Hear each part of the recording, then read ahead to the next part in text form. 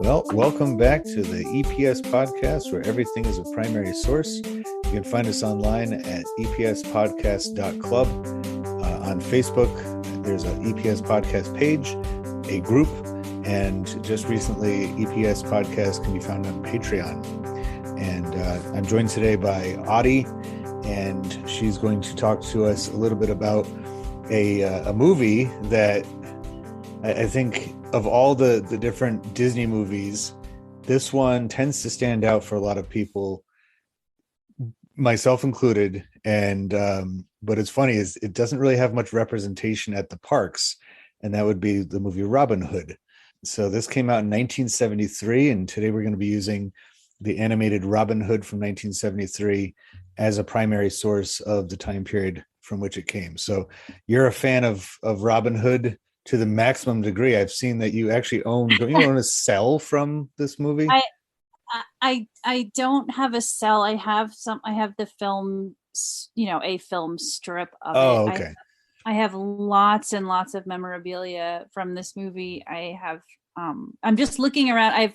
Part of my collection is out right now. I have a lunchbox. I have figurines, music box, signed pictures, a commemorative coin, stuffed animals, lots of books. I have the board game. I have two posters.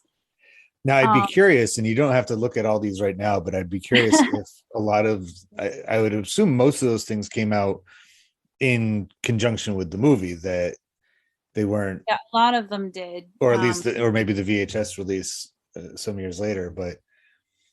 Yeah, a lot of them are pretty old, or pretty old, right? 1973. Oh my God. That's almost 50 years now. I know. That's crazy. I always think of the 70s as being pretty recent, now it's antique, if you look at it's no longer just vintage. They're producing memorabilia for this movie still. But like you said, I feel like it doesn't have as much representation in the Disneyverse as some of the other films. You have to look for it a little bit more. Apparently, so the maker of Zootopia said that he was very inspired. It's one of his favorite movies, and so when he made Zootopia, the fox character in that wearing green, was modeled a bit after Robin Hood the fox. I didn't know that. I love Zootopia. It's a fun one. It came out right around the same time as Sing, another animal centric animated CGI animated feature, and they share some traits as having like animals living in this society, and it kind of matching their different traits, and kind of no real explanation of when they got that power. Which actually kind of brings me back to Robin Hood 1973. It was, I forget the viewing number, but it was some years ago. I was watching it with my wife, and we just kind of said, it's kind of like, it's almost as if the animals were putting on their own performance of Robin Hood.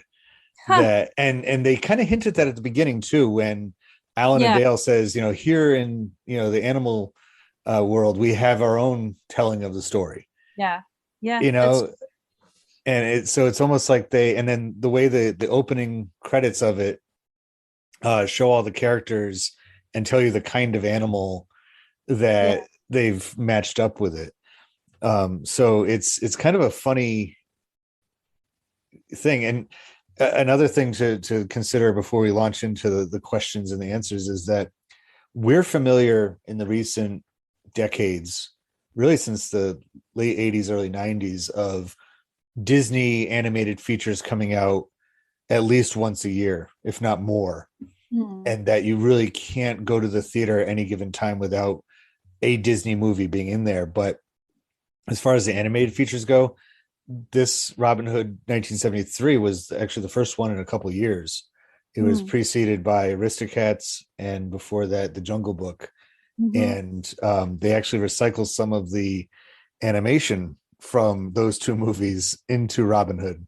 Yeah, there's a shot there from Cinderella as well. Yeah, Cinderella, and I think Snow White might even be there too. Yeah. I know that the part where they're singing the phony king of England. But that also Right. adds more. I know it was probably a cost-cutting measure for Disney, because they had just opened up Disney World 2 years before, and apparently without remembering to put a Robin, they did eventually put a Robin Hood thing in there, but and Walt Disney had passed away a few years before, so I think the company was still reorganizing itself a bit, and perhaps not putting nearly as much interest and attention into the movies itself, and they're just like, well, let's go with this old English folk story that we don't really have to pay any royalties for because nobody owns Robin Hood. It's not like some of their other stories that they purchased the rights to. And we have this new park and our leader's gone. So yeah, let's just cheap out and do this Disney. But it adds more credibility to the idea of the animals, or maybe even not the animals, just like the actual animated animals themselves, as if, kind of like a Wreck-It Ralph type situation. Like after the makers of the movie go to bed, all of the animated characters come to life and start making their own movies, and they're like, oh, let's do Robin Hood. Yeah. That is going to be canon in my head from now on. Yes, from now on. Well, I mean, because Little John looks so much like Baloo. He's the same. He's basically him. And it's also hilarious, so it's the same voice. So let's start with the first question, and we can combine these together because it says, what material is it made from and how was this made? And so the movie, it was made from, like I said, an old English folklore story from late medieval period about this.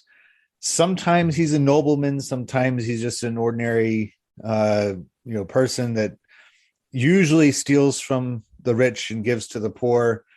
So there's ballads, there's books, there's all sorts of retelling. Back in the early part of the Hollywood age, Errol Flynn was famous for making, and even before him, Douglas Fairbanks had done a silent movie of Robin Hood.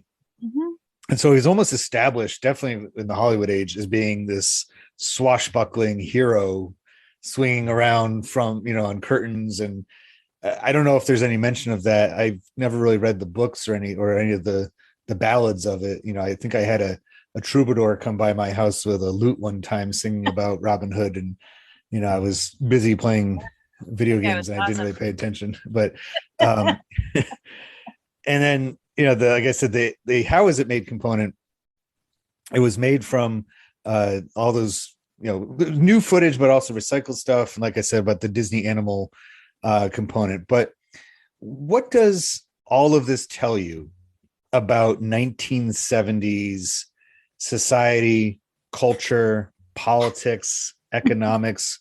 Why do you think, of all the stories that Disney could go with, they decided to do Robin Hood in that time period? Man, I mean, we could talk about the early 70s all day we could talk about it for the next decade, right? So we're getting out of Vietnam, and there's, I can see the appeal of a story like Robin Hood in that sort of situation. But as far as whether what Disney was trying to do with this story, whether it was just somebody's baby, or, as you said, because it was a folk tale that had no rights and had always consistently been a popular story as well. I love this age of Disney. I love 101 Dalmatians and Jungle Book and Aristocats and Winnie the Pooh and sort of movies from this, maybe sort of the second era, right? Like you have the classic Disney that are these just masterpieces, and then you have the second era, which they're a little bit more cost cutty, but still I think masterpieces in their own right. So I'm not sure that there's a definitive answer that I can give you for one. I like what you're saying, though. I think it really I did a little bit of research on this. I try really hard not to like I was saying before, do too much, because the movie in this case should stand alone as a primary source, and we should be able to read into it and extract ideas about the era and to match it up. But you're right. 1973, 72, I'm assuming they worked on it for more than just a couple of weeks. Right. But who knows? All borrowed animation. They may have just slapped it together in a week. But they, they have so much of the vibe. I mean, the 70s, the early 70s, just like any other time period, are a holdover of the late 60s. It's not anything. Right. It's not like a light switch goes on as soon as a decade dawns and all right, new star, everything. It was really reeling from the way that the 60s came to a pretty dismal end.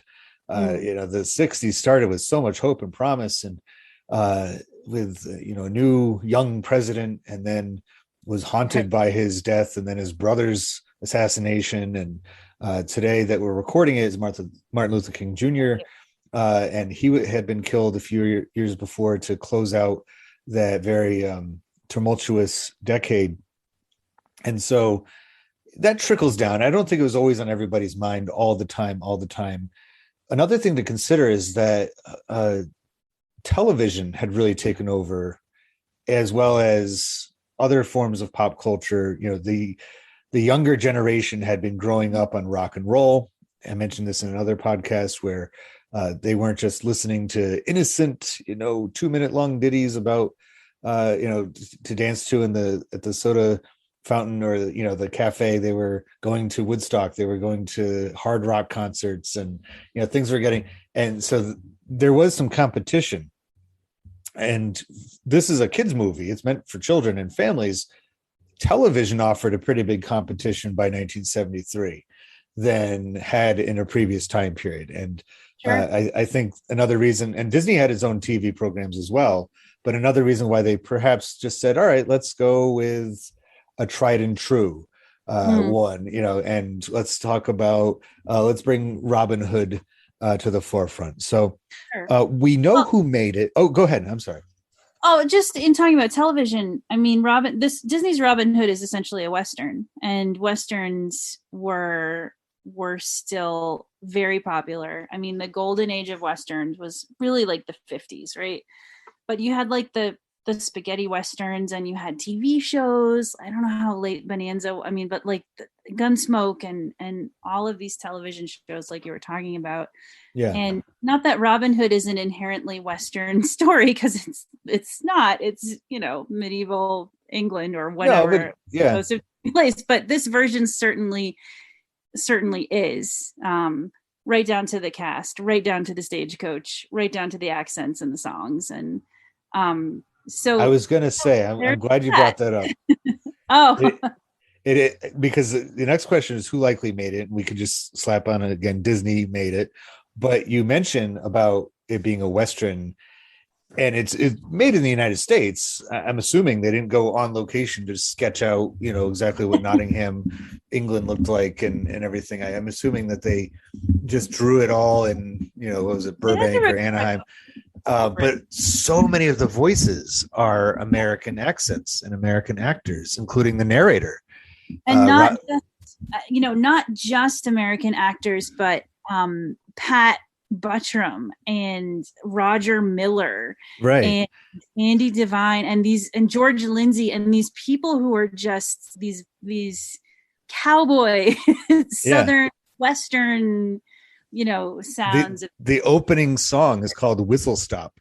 Yeah. It's about it's I when I think of a whistle stop, I think of a Western train station, or some kind of little quick little get on, and there's locomotives in the movie. There's in the part where the great chase scene, and the archery contest, and they turn into a train.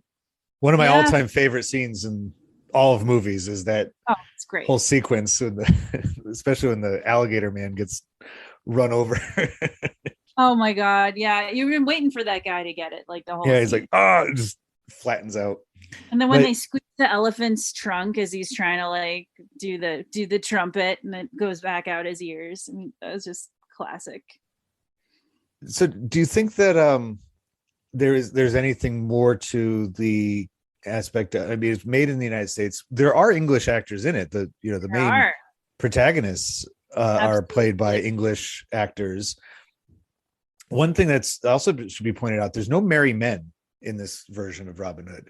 Well, There's Little John. There are there's, three. Yeah, there's Little John, Friar Tuck. Friar Tuck doesn't really hang out with Robin Hood as much. He's not like living in Sherwood Forest with Robin Hood. He just kind of comes and goes every so often. There's a lot more children involved with obvious reasons. They were trying to appeal to their main audience of like, wouldn't it be cool if you were friends with Robin Hood? But it's funny because the main characters, Robin Hood is played by Brian Bedford, who's English. Peter Ustinov plays Prince John in English. And then Monica Evans, Maid Marian, English.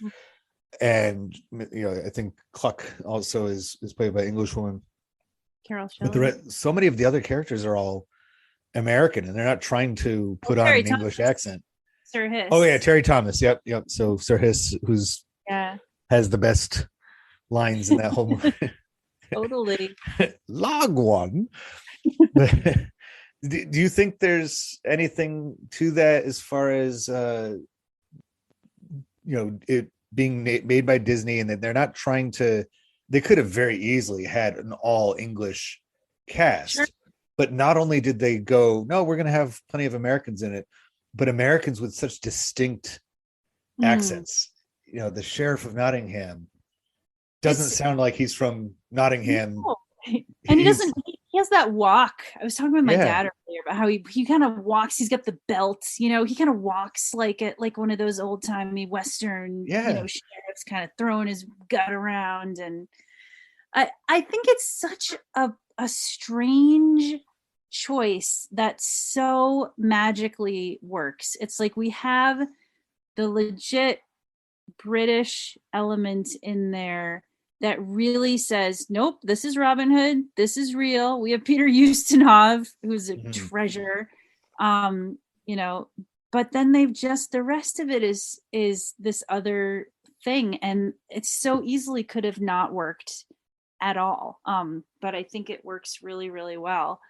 And I don't think it necessarily would have worked with a John Wayne Robin Hood. I think it had to be somebody like Brian Bedford. So they really had to ground themselves, at least put one foot into England, and then kind of cross the Atlantic and bring the American audience, who is the main audience, to be there. I mean, I love the Roger Miller singing. He has, not on this soundtrack, but he has a great number of hit songs as a country western singer. Sure. Yeah. He has that great song about going to England.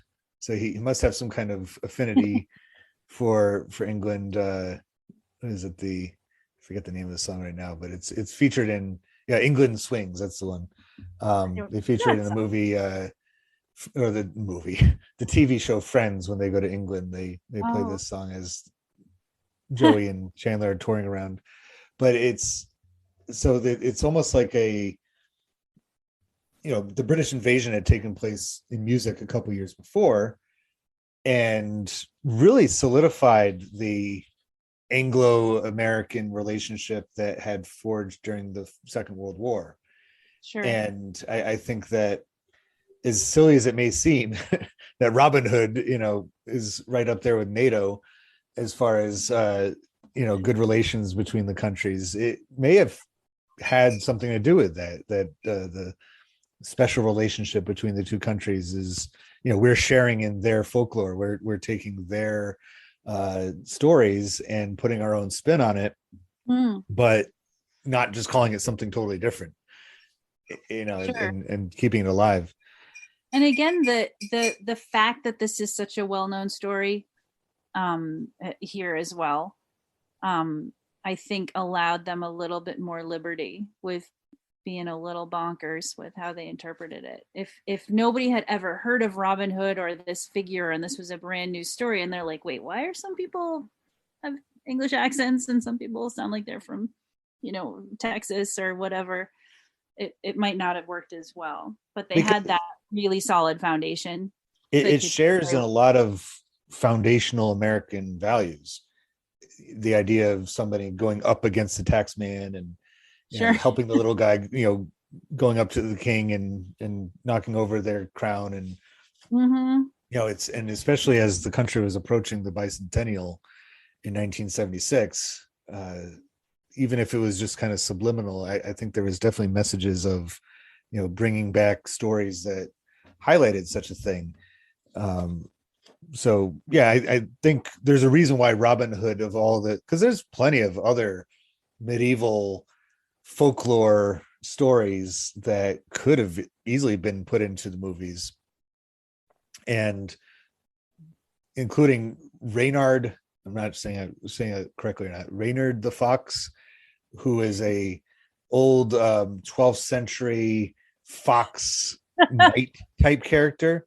And apparently the artist who eventually drew Robin Hood for Disney had been working on a Reynard the Fox story back in the early 60s, but they weren't really sure if that would catch on very well, that people would be familiar enough with it. But Robin Hood, it's a simple story in all of its tellings. It easily matches up with American values of, like, oh, I don't want to have to pay these taxes. This is, especially this one, because in so many of the other versions of it, it's, he's stealing from the rich and giving to the poor. It's not just the Sheriff of Nottingham. It's not just Prince John that he's going up against. It's just rich people in general. You see some noblemen going through the forest, and here come the merry men to. But in this one, it's just Prince John and his minions that they are concerned with. There's no other, he's basically the only baddie in the whole thing. And that's just like, hey, Americans, you don't like monarchies, or taxes. Here you go. Here's your bad guy. And, look at how, weak and undeserving of any kind of power this guy is. And yet when Richard comes back at the end, this beautiful, strong, he's got this flowing mane. He's early Mufasa. Yeah. And also Peter Ustinov with this even posher sort of accent. So it's, there's that as well, that we got rid of, like you're talking about him being weak, and that's the whole angle of Prince John in this, is how weak he is. He has nightmares. That's my favorite scene, is when he's having the nightmares in his bed with his butt sticking up in the air. Yeah, he sucks his thumb. And I suppose we may as well touch on that now, since there is a question of what ideas or behavior does this convey. Oh, I don't think this. No, I mean, it's perfectly fine that we leap ahead, because I think it's brought up. So think about, for Americans in 1973. Going on nationally and internationally. You mentioned before the Vietnam War, that President Nixon had in 1968 run on the campaign of a number of things, including, listening to the silent majority, that Americans were tired of all the chaos in the streets. And he promised to bring the end to the Vietnam War. Peace with honor was his guarantee. But by 1973, 5 years later, it's still going on. And he had, Watergate hadn't happened yet. I mean, the actual break-in did, but all the investigations and everything, and his eventual resignation was not for another year after this movie came out. But there was plenty of people who were looking, taking jabs at Nixon and calling him weak and paranoid. I mean, he was pretty well known for having, worries about this, the other enemies lists and things like that. And he had been the vice president to a much more popular, strong president, Dwight D. Eisenhower, who he himself had passed away recently as of 1973. And I wonder if there's, maybe it's kind of not really on the minds of the makers of Robin Hood, but they were thinking about it. It was definitely part of and that's why this is a great primary source, is, this is kind of the way that we see our leaders, that this is, because Robin Hood's the renegade. He's the um the bad boy. He's who's the guy who wrote Steal This Book, Gabby Hoffman, of kind of the anarchist, counterculture guy who shows up and is causing trouble, kind of thorn in the side of the establishment.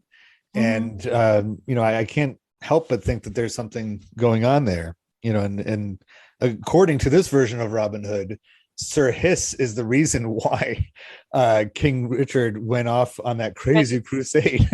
He hypnotized him, and I'm sure it wasn't just because they had that cool hypnosis animation from Jungle Book. I'm sure there was some other reason that he hypnotized him. But. Yeah, he's another carryover character, isn't he?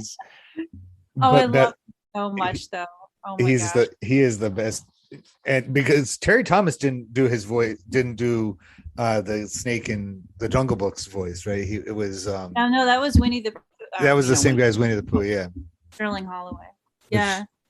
But I really liked that, they explain, the Third Crusade was like, that was the big one. That was like the King's Crusade. That was, and they just explain it away in this cartoon that a snake looked into the guy, just like, because in their version, whatever, like there's really no world outside of the drawings here. So yeah, go ahead. That's why he's not here right now, is because this guy, yeah. And there's this whole specter of the mother through this whole movie. Mother who liked Richard better. Mother who presumably is dead, who, Prince John just cannot survive without. It's what an interesting and strange backstory for this character. And but it works. I am such a sucker for the bad guy, like the bumbling idiot bad guy duo. I love Mr. Burns and Smithers and Dr. Evil and his crew, and in this case Prince John and Sir Hiss. They're just and it's just so funny. I love when, because deep down they're awful people, or in this case Lion and Snake, they're backstabbers. But when you see their little interactions in their inner sanctum, and there was stuff like that, counterculture type stuff about Nixon.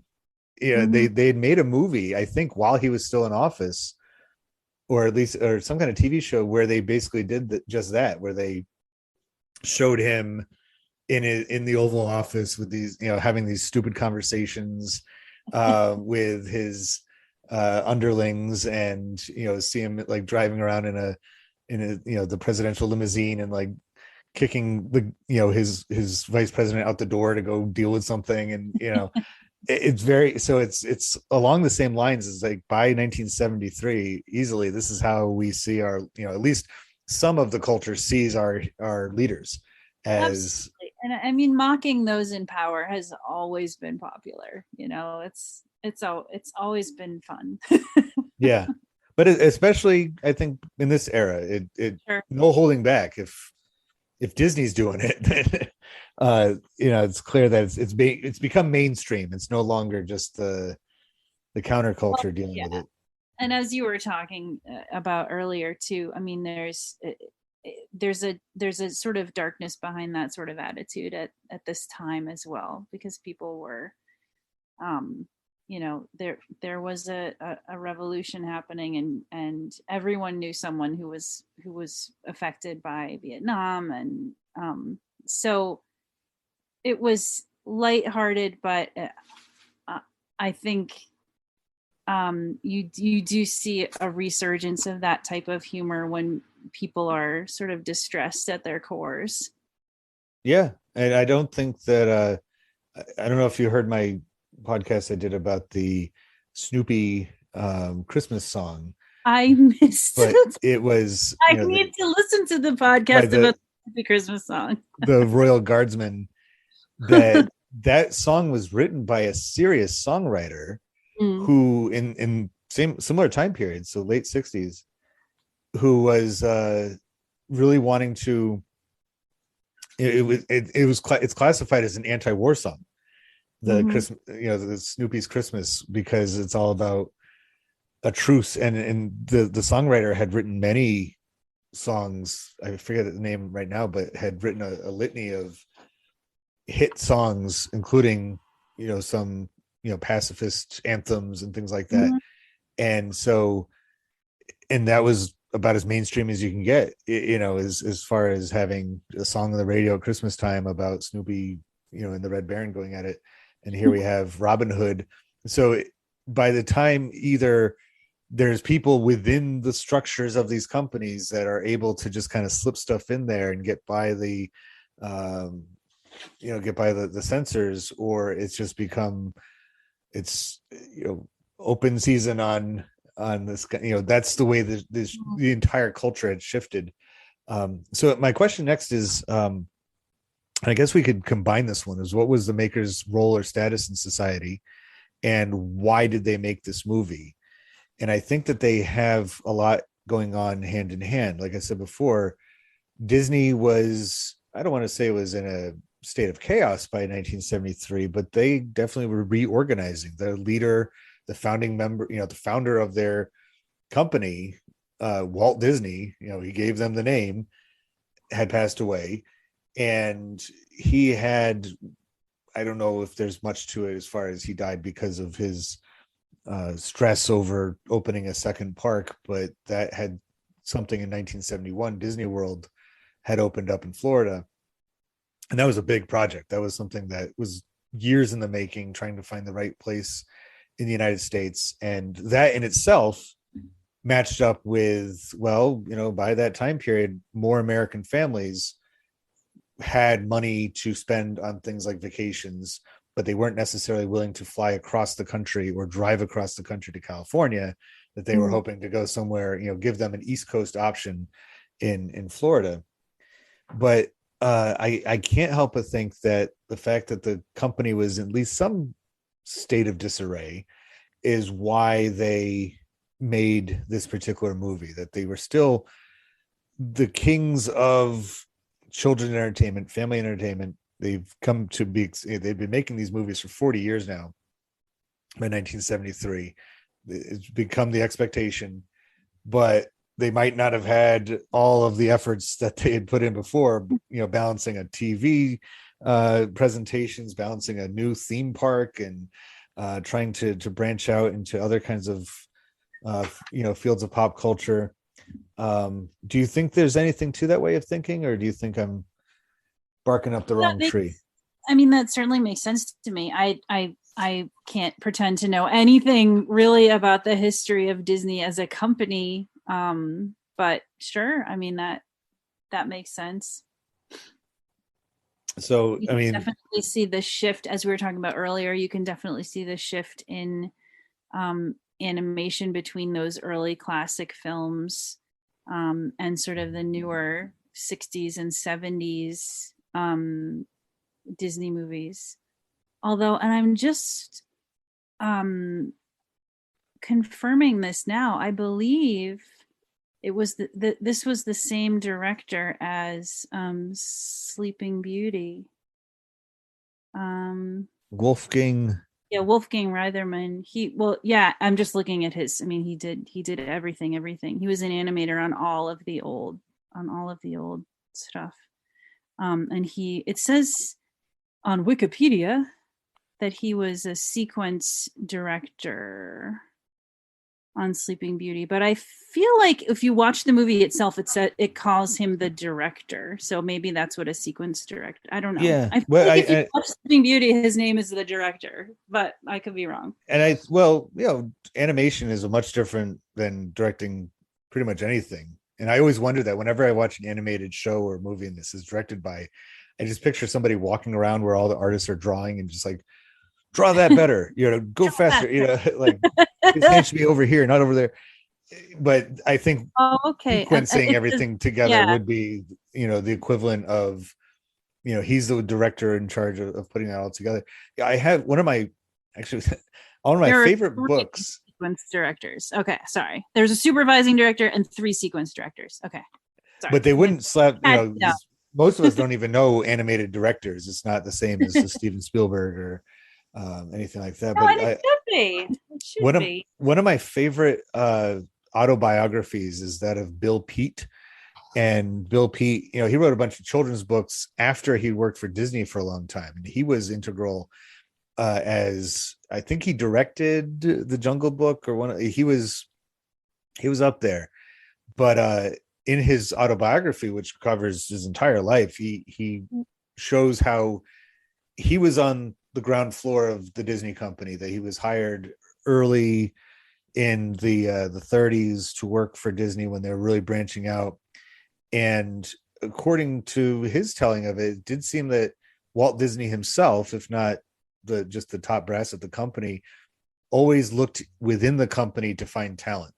So it's not outlandish to think that Wolfgang Reitherman was working as early as on Sleeping Beauty, and just kind of was cultivated by the company of, you have talent, you have, you can draw, because that's what Bill Peet reported, is that his first job was to draw all of the Disney characters over and over and over again. And he actually walked out of the job because he was so tired of drawing Donald Duck or Goofy over and over again. He's like, enough. And he left. And then when he came back the next day to get his stuff from it was like basically a factory type room where all the artists, all the people that just did the animations were housed. When he came back, there was a note saying, go to the other building because they want to see you upstairs. And that's where his career as one of the producers started off. Walt Disney himself he was a perfectionist. He had an eye for detail. He would not be happy, even the slightest. Their storyboards would cover the entire wall, and the slightest thing that he didn't like, he'd be up all night changing things around or making his artists go by. So without him involved in this, he died 4 years before this. I think that also might be a reason why we don't get the best that Disney has to offer, as far as, let's cut some corners here, let's recycle some animation. But I think that, sorry, go on. But my last point is that what that tells me also is, like I was saying before, it tells us something about the audiences. The audience at the time had so many other things to deal with. Back when Snow White came out, and then Sleeping Beauty and all those, and Cinderella, that was it. That was your children's entertainment. That was your movie that you would make a point to go. By the time we get to this, if the kid misses Disney's Robin Hood, so what? They have TV to turn on. They can, go see some other movie, or go play with their friends. And, it's not quite the same impact as if, they had cut corners earlier on. But it does say something about the audience. What were you going to say? Oh, I think it's interesting that if you look at this film objectively, as we are sort of kind of trying to do, there are issues with it. I mean, there's a scene where Skippy, the little rabbit boy, is sort of turning a bow around in his arms, and the string passes through his arm. I remember at one point there's inconsistencies with a lot of, like, with Prince John's jewels in his crown and rings, and where they are and where they go. But there's also this real magic about it. And you mentioned at the beginning, and I have found this too, just anecdotally, a lot of people I know, when I say, what's your favorite Disney movie, they'll say Robin Hood. Despite the fact that it hasn't benefited from this major, this Disney powerhouse, like advertising and merchandising and memorabilia. It has to some extent, obviously, because it's a Disney movie, but it doesn't seem to be one of their favored, golden movies. And I think what you're describing about the company at that time, and when you're looking at these people that worked on Robin Hood, and they worked on Cinderella, and they worked on Sleeping Beauty, which, is that's a whole other podcast, but which is a masterpiece, right? And they're getting these actors that are so wonderful. So it's almost like, despite the hardships that they had to, or despite the corners they had to cut, there's still that sort of magic that seeps through in this movie and in others from this era. Some of the critics of the movie, when it first came out, by and large, it got good reviews, but some of the people said it looked too television. It didn't really look like a movie. It didn't have, and I can kind of see that, but in my opinion, that's what I like about it. Is it? I think sometimes Disney, in particular Disney, they have almost too much grandeur, sometimes undeserved grandeur for some of their pictures. And this one is so simple and so nice and cozy. That's what it's so charming. It just has such a nice. It is.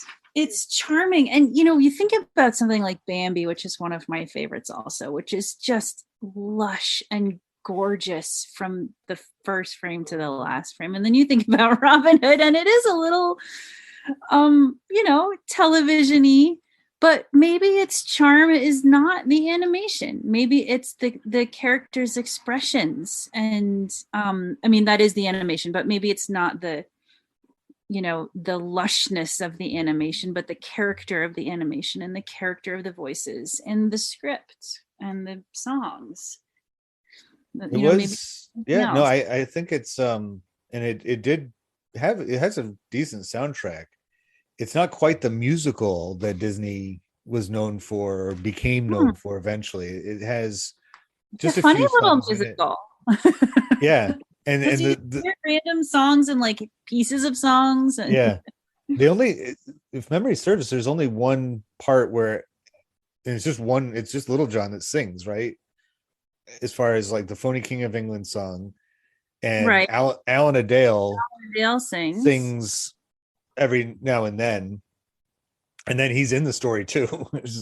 I like that part where he's in jail for not paying his taxes, and you're not really sure like where he is on the story on that one. I mean, we could do a whole podcast on Alan O'Dale, which I plan to do, and I don't mean just one episode. I mean, I could probably go on 30 episodes, why this rooster is, talks the way he does. And it's like, wait, is he narrating? Is he in the story? He just got arrested, and then he's like, yeah, and he turns to the camera and starts, he's like, things are looking pretty tough for us. And, it's like, wait a minute, which one are you? That doesn't. The love song is sung. I don't know if it's supposed to be being sung by Maid Marian or if it's just some other woman singing a song. Yeah, well, I mean, it's from her point of view. Yeah, it's her thoughts about Robin Hood. True. But it's not. She's not actually singing it during that part, so it's just kind of like her inner monologue, I suppose, with that song. And I think that one was actually nominated for an Oscar for best song. Is it really? It's pretty. Yeah, it's a nice one. So I think we've covered the next one pretty well, but so where was it made? I assume California. And then what are the locations that are associated with the source? And that would be England. They, the whole, Nottingham. It's a real place. I don't know if they ever call it Sherwood Forest. You see it on a map in the movie. Sherwood Forest is marked out there. They do when she's playing with the kids too. So this is Sherwood Forest. Yeah, there it is. Yep. And even then you get the idea that Maid Marian's not a local, that she's been brought there fairly recently, and that's otherwise, because Robin says how it's been so long since he's seen her, and he's still there, I assume. Yeah, she's been living in London for a number of years. That's right. Okay, so she's unfamiliar with Sherwood Forest and all that. They mentioned Devonshire at one point. That's where his and I always thought his costume was pretty good. I would be fooled by it. Good. I would have been fooled, definitely. The way the bill, if the bill didn't move as he talked, then that would give it away. But the fact that it does, even though I assume all it would take is somebody looking like there's a fox mouth inside of your giant bill, whatever kind of bird you are, stork, or right. And when he finally gets discovered by Sir Hiss, he kind of looks up like at his butt. Have you noticed that? Like he kind of looks like, did he see his tail? I'm assuming he sees his tail in there. Yeah, that must be the giveaway. Tail. And let's assume that he doesn't just recognize his butt. He's like, that stork, that doesn't look proper anatomy for a stork. And Sir Hiss is an expert on those things, apparently. I mean, he's always slithering on the ground, so I guess he has pretty It's true. familiar with looking up at other animals and being able to tell. But nobody like the disguises fool everybody in that movie. Everybody's disguise fools everybody else in that movie. That's one of the things. Nobody's like and that's what's one of the charms of it. And they really just bounce from one trope to another in this. They just go from one thing, and it's because there's disguises in the other tellings of Robin Hood. That's a pretty common, the tournament. They always have that scene in most Robin Hood tellings, one version or another. But the whole idea of how over the top. I mean, Little John shows up in some weird pink, and just like goes right up to Prince John and is like, "Hey, PJ!" like slaps him on the back and, "Oh, PJ, I like that. Put it on my luggage." Prince John is like into it. He's like, "Yeah, I love this guy. It's about time. Let my buddy go.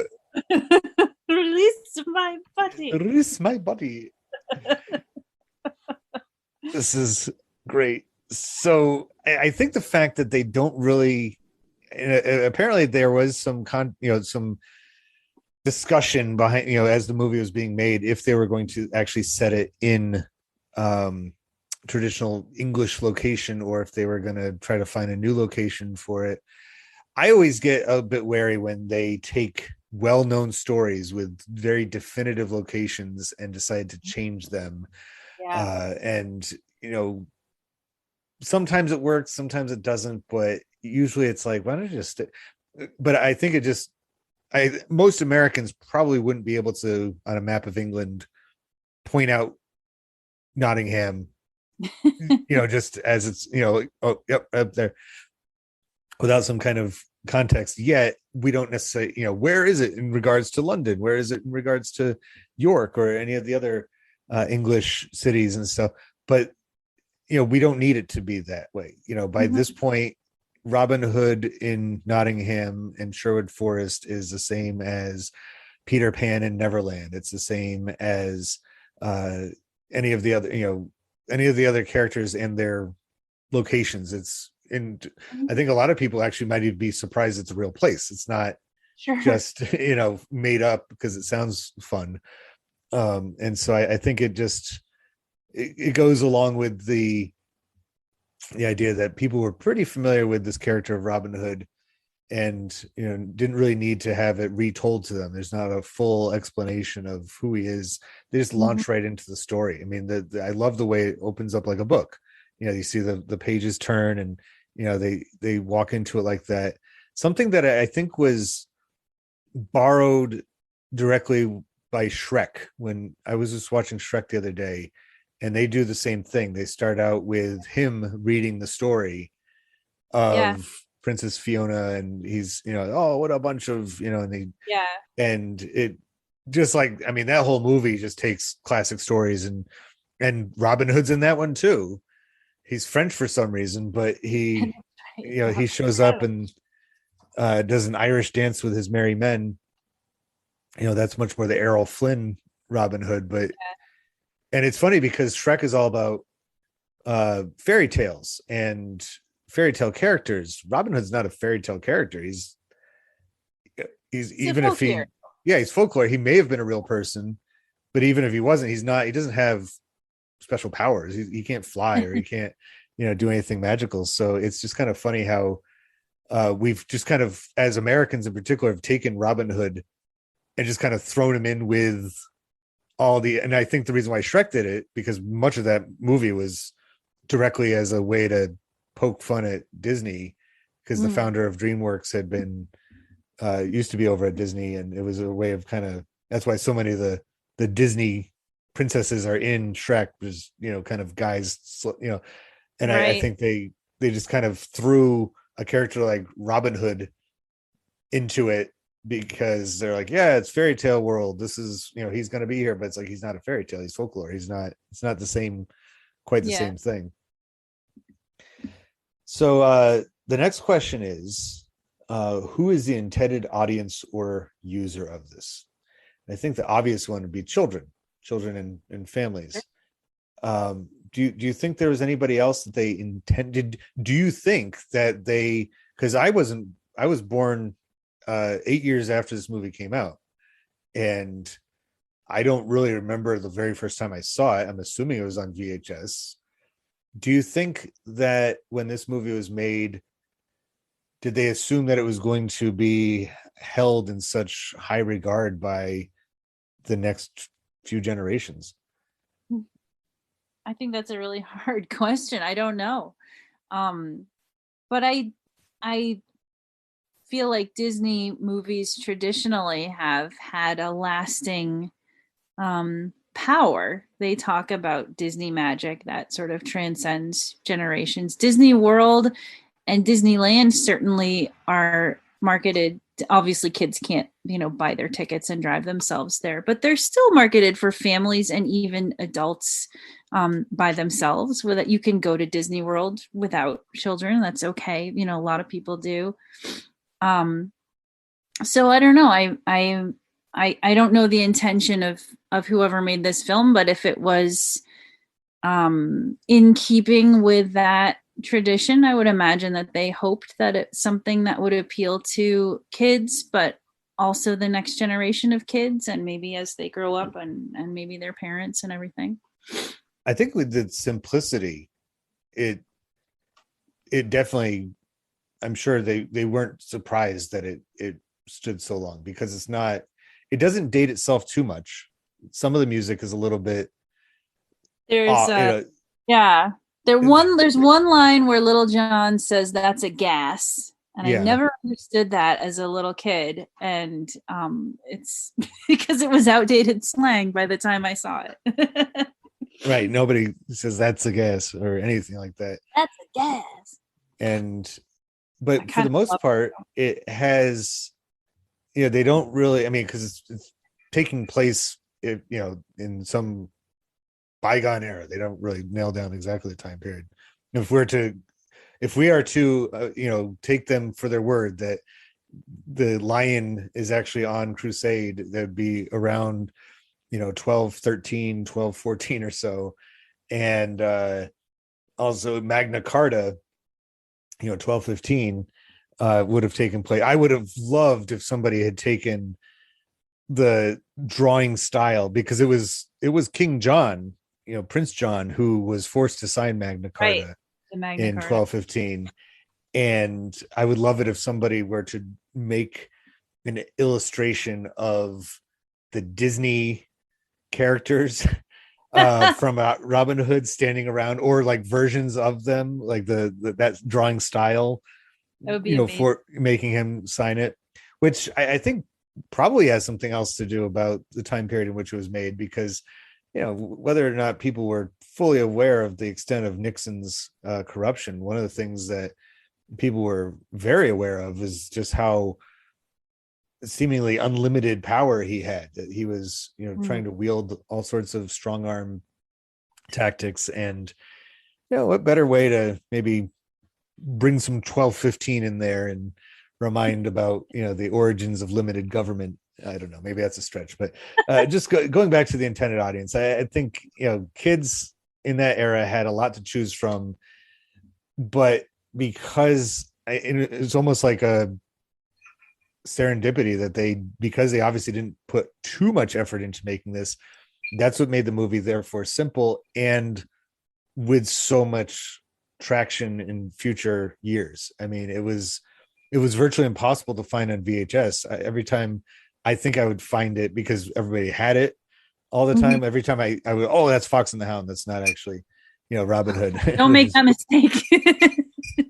Here's something funny though. I noticed, I was looking the other day at a list of all the Robin Hood in movies and in television, and pretty much from the beginning of movies all the way through, and then the beginning of television, every decade seems to have several Robin Hood tellings, including the 70s, which, down economy kind of makes sense that people would appreciate, even if they don't expect it to actually happen for them, a character that does the kinds of things, somebody who's on the side of the common person, the ordinary person, and we'll find clever ways to get their money back to them.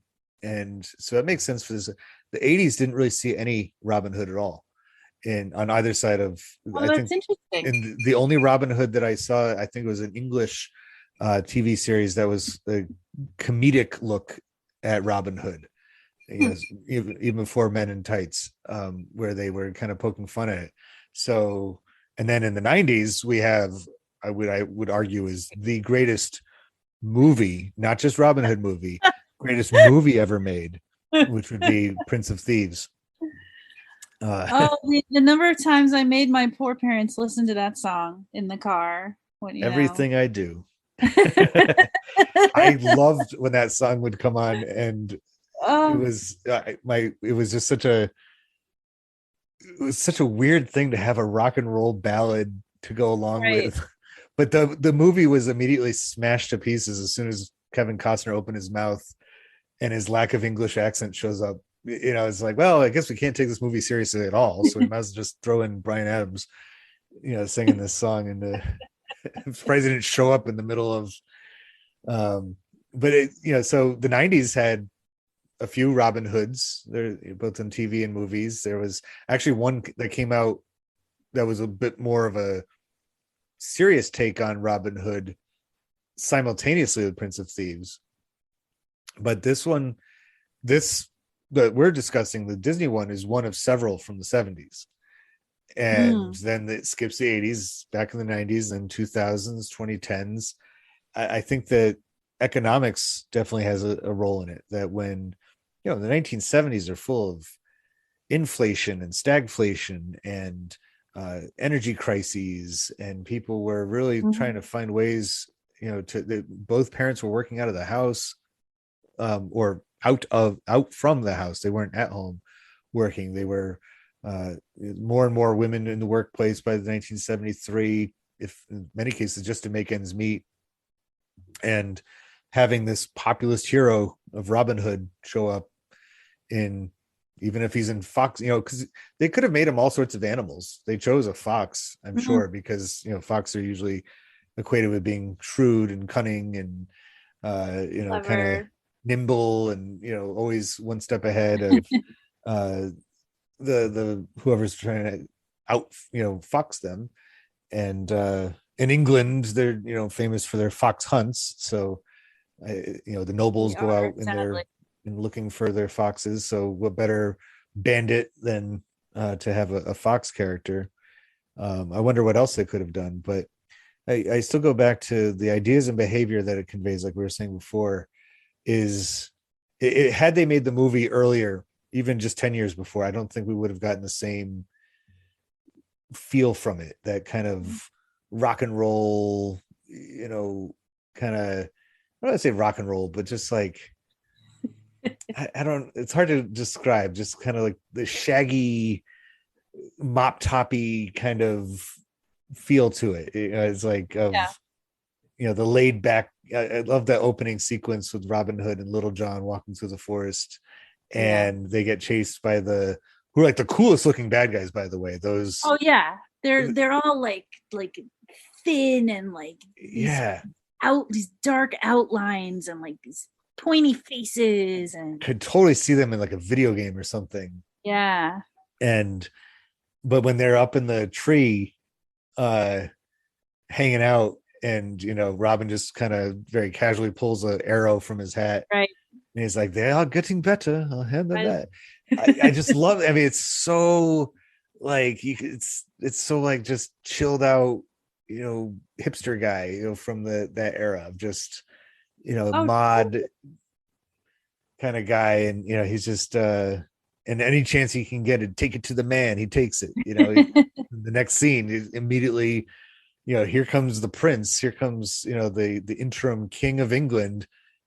All right, let's go steal from him. Just like right.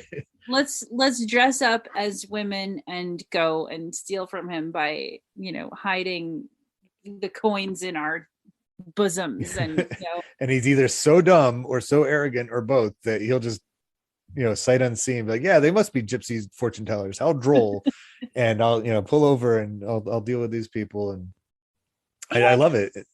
I love that about the villains, though, in this movie, where Disney, in a lot of their movies, has some really, really serious villains. You think about the stepmom in Cinderella and Mm-hmm. Maleficent, and there's some really terrifyingly scary villains. And then And you have Robin and Cruella de Vil, right from yeah, right before or even in Aladdin, it's Jafar. Jafar. He's bad. There's no comic relief for him. Bad. I love Iago though. I'm Yeah, like, he's a very necessary component to that movie. absolutely. But Jafar is like, so awful. you have these villains in this movie, the three big ones, plus the vultures, also old-timey Western actors too. Mm-hmm. With Um, Trigger. Trigger and Nutsy, but they're sort of incompetent. They're doing really bad things. Obviously, they're taxing the people like so much. They're taxing the heart and soul out of the people, and They're gonna execute a man of the cloth. they're going to execute Friar Tuck. Okay, that's bad, right? They're doing these sort of bad things, but I wouldn't. You feel like you wouldn't be afraid to go up and talk to them at a party or something. Yeah, Like they're they don't or clown on them. into my heart. Like I enjoy watching them, as you were talking about earlier. Those scenes with Prince John and Sir Hiss. I enjoy those interactions.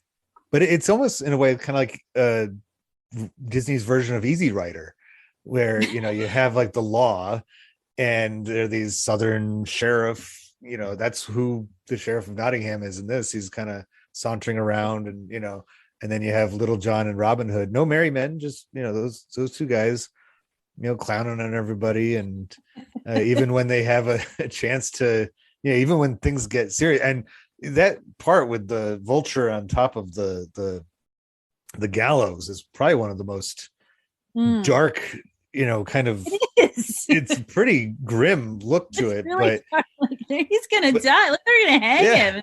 But even then, like, Robin Hood just gets, he goes far beyond just letting go all of the prisoners. He goes and starts messing with, he's like, oh, look, all this gold I can get back, and he pushes it and pushes it. Like, that part is probably one of the most suspenseful parts in the movie. Watching him, like, he's gonna wake up, like, you're the snake. No, you don't need the one that he's got clutched in his arms. Leave that one behind. Right. No, He get that one. He has to get it. He takes it all. He wants it all back. And I think that is very just symptomatic of the era. It really just it was like the youth rebellion, Disney-fied. They take this guy that, because Robin Hood isn't always portrayed that way. He, usually not as a fox, but he is as like this just bad boy. He's just that's why Maid Marian likes him. So there's also, I love like I was saying before, the chase scene, which after the tournament devolves into just a execution on the spot, apparently, when was it Lady Cluck, right? That's her name. Lady Cluck.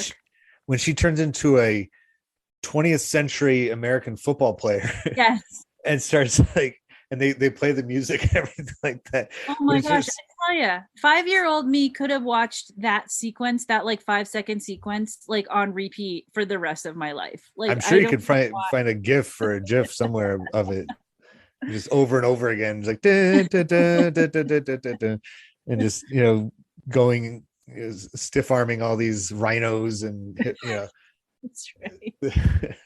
But the last question that's asked is this prescriptive or descriptive? And it's in a way descriptive, because it's taking an old story and adding, just retelling it. It's describing to us, and it starts off very descriptive. It's Alan Adale telling us, here's our version of Robin Hood, and this is a story you might be familiar with. And then they launch into that opening sequence that was eventually turned into the hamster dance, where they Right, I walk you forgot through. about the hamster You dance. know, I didn't. I remember being on a college campus, Oh, my brother's college campus, for it was like moving out day or moving in, one of those, and somebody was blaring from their window, their dorm room window, that in a loop for hours, yeah. over and over and over Oh, again. college. And yeah, it was very Those early 1997 of days them. of the internet. Oh my gosh.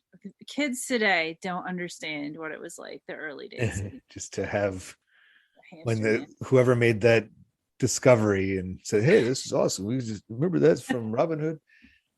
But it's it's descriptive in its own way of describing the story that we all know. We don't have to go through it all over again. But then it's also prescriptive in the way that we're supposed to take it, and to understand it.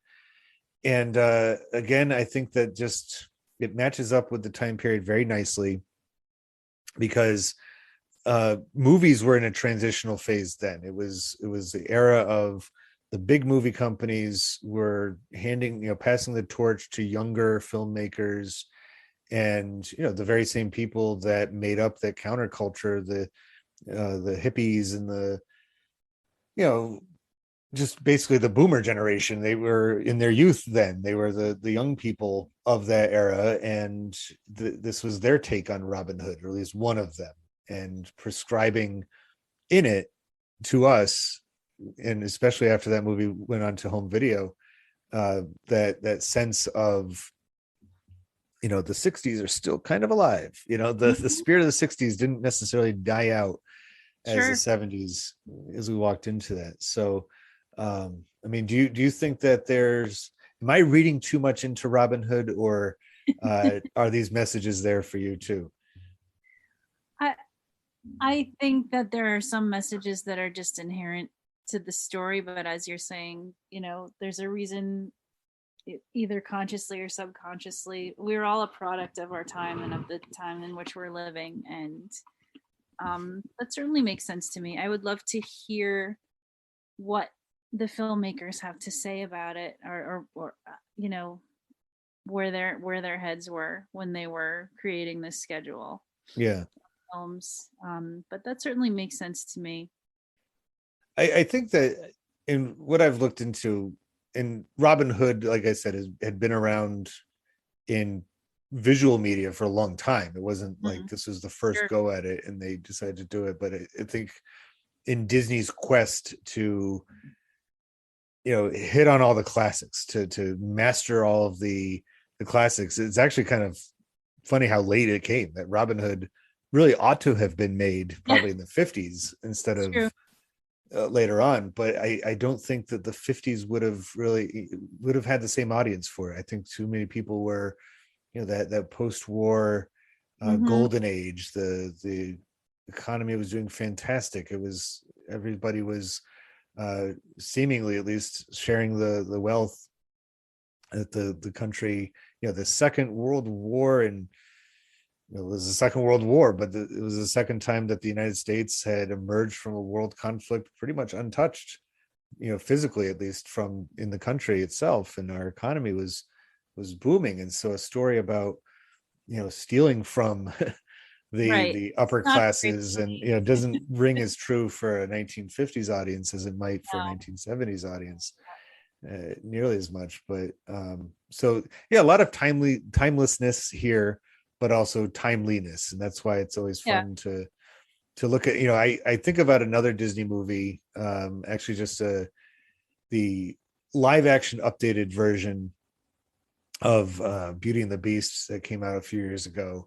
And there's a great scene in that I always think about when it comes to looking at symbology and symbolism within movies and literature, where Belle is going, she's met a few of the living creatures, the Hmm. talking this and talking that, and she picks up a brush from the counter, and she's like, "Oh, what's your name?" And they laugh at her, and she's like, "Not everything here is alive." And so I always have to remind myself of that too, that not everything Right. while everything is a primary source, not everything is a symbol. Not everything is meant to be taken as, if you break down, which I hope to sometime pretty soon, The Wizard of Oz, either the book, The Wonderful Wizard of Oz, or the movie, the most well-known one from 1939, you can find symbols, you can find parallels between real things and the way that is presented in those. But then at the end of the day, you can't match up everything, not every component. The owls with the glowing eyes standing, that's not necessarily meant to be, the some New Deal organization that it's like, it's the WPA is, that's it's the Who. That's why it's the owls. It's not everything is that way. So even though this movie Robin Hood, it has, I think, more than meets the eye, but it also might not be quite as immersed in the time period. But that is also the point of what we do here, and that's to look at these things not necessarily as carriers of symbols, but also just products of their era. So I really appreciate you taking the time. Any last words that you'd like to say about Robin Hood? This is my favorite version of the story. This is in my top 5 movies of all time. I love this movie. If there's anybody listening to this podcast who hasn't seen Robin Hood, sorry that we spoiled a lot of the moments for you. Yeah. Go and watch it because it is delightful. Everything about it is delightful, and it's more. We didn't talk about this, but it's more emotional than you think too. There are some really moving moments in this film. Oh boy, just it's more than meets the eye. There's a lot to it. The part where the kid gets his birthday farthing taken from him, and his little lip starts to quivering, and then the baby sister, I think it is, the way it just says mama, like, and especially at the end when it's my baby, and that is heartbreaking stuff. And so even for this supposedly TV-esque, not their greatest effort, still has some lasting power. Definitely still plucks the heartstrings. I'm gonna go watch it right now. I'm gonna put on I might too. And go watch it. Well, I tend to do that with a lot of these afterwards. I'm like, and I should also call this podcast "Everything's a Primary Source," but also ruining people's nice movies, by looking far too into them. And now you can't watch it the same way again. You're like, I think that's supposed to be Richard Nixon there. So I really appreciate you taking the time, and I appreciate all of you listening to this at home. And so join us again next time for the EPS podcast, where everything, including 1973 Disney Robin Hood, is a primary source. We'll see you again.